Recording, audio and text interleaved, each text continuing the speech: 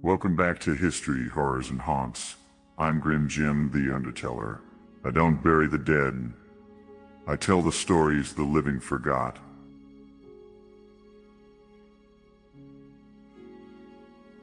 My assistant and loyal servant Morty Grimsnatch, short for Mortimer, will explain. Take it away, Morty. Before you dismiss this as just a story about a doll, consider this. People around the world still write letters to it asking for forgiveness, and warning others not to make the same mistake. This is the story of Robert the Doll. He's one of the most haunted relics in the world. Robert the Doll, over 100 years old, has a well-documented history of terrifying people. This eerie toy has a chilling tale that captivates visitors every year. Robert resides at the Fort East Martello Museum in Key West, Florida. Robert is a 40-inch doll, crafted by the Steiff Company in 1904. Originally intended for display, he carries a peculiar presence that has creeped out many. His black button eyes and faded smile evoke curiosity and fear, enhanced by the small dog he holds. The origins of Robert are clouded in mystery.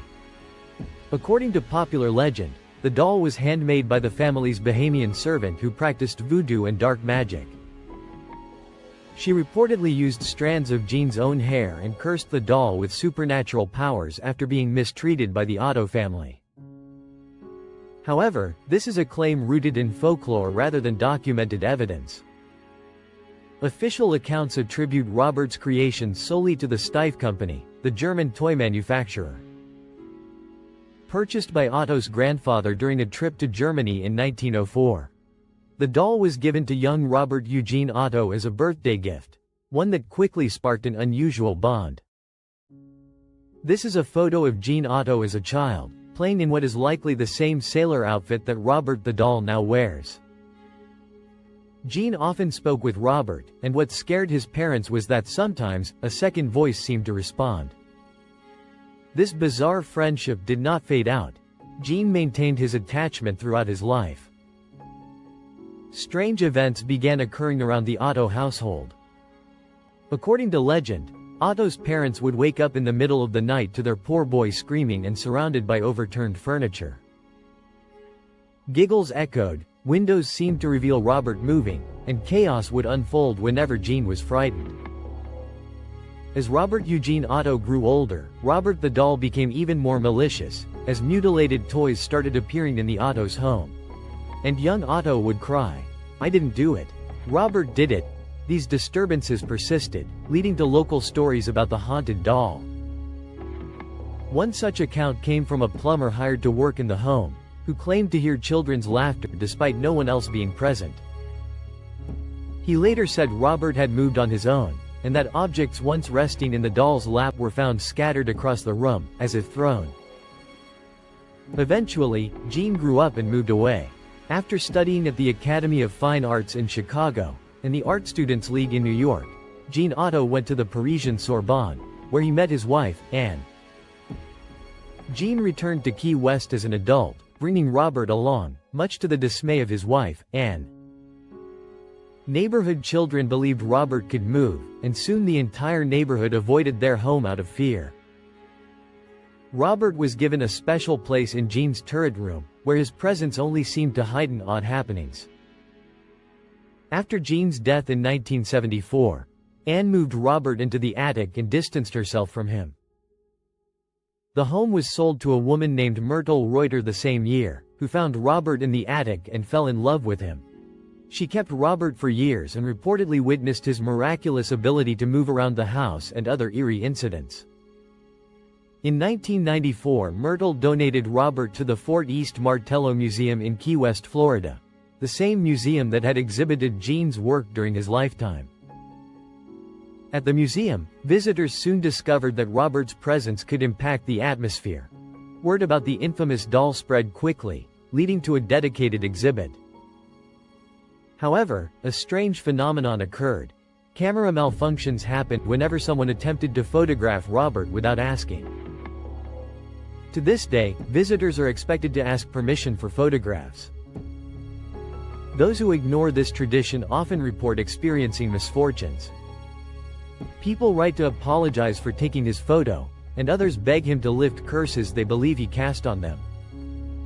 Thousands of letters addressed to him continue to arrive from people seeking forgiveness or help. Many follow a familiar pattern, and one such letter reads, "Please post where Robert the doll will see this. I didn't ask for your permission to take your picture, and I openly mocked you.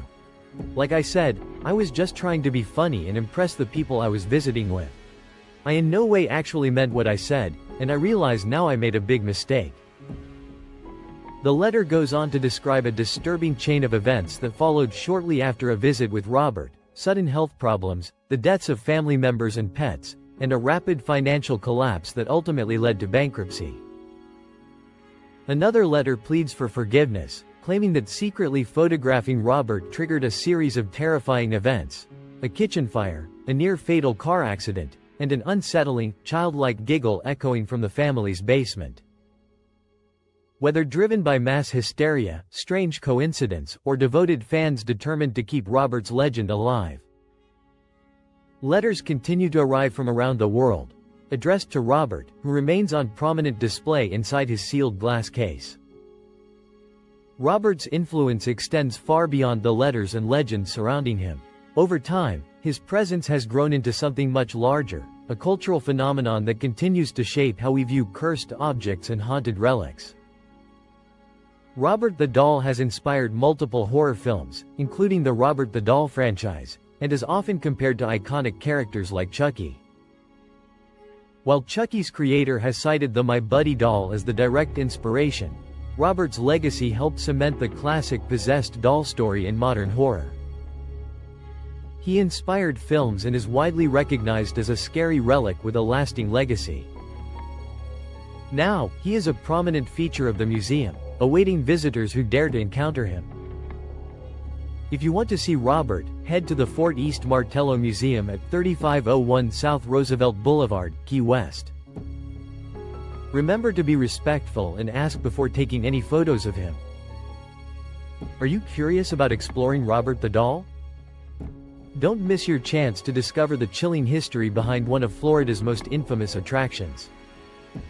One thing is certain: the letters never stop, and neither does the legend.